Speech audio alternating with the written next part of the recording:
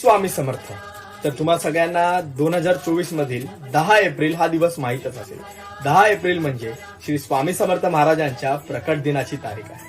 तर आपण आज ऐकूया स्वामी महाराजांच्या प्रकट दिनाची कहाणी, आणि तीही थोडक्यात.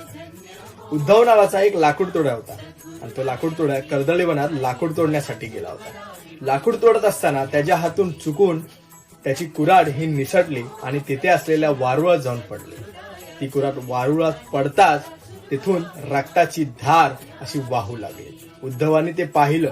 उद्धव अचकित झाले आणि थोड्या वेळातच सर्वत्र दिव्य प्रकाश पडला, आणि त्या दिव्य प्रकाशातून अजाबून अशी तेजस्वी मूर्ती प्रगटली, आणि ती तेजस्वी मूर्ती म्हणजे श्री स्वामी समर्थ महाराज. उद्धवाच्या निमित्ताने स्वामी महाराजांना भक्तांच्या कल्याणासाठी प्रकट व्हायचं होतं, आणि खरंच त्यानंतर 22 वर्ष स्वामींनी अक्कलकोटात वास्तव्य केलं, आणि आज अनेक वर्ष झालेत.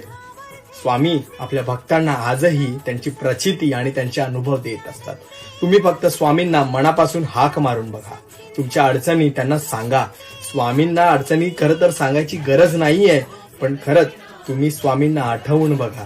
आठव कितीदा दिली त्यानीच साथ, नको डगमगू स्वामी देतील हात. श्री स्वामी समर्थ.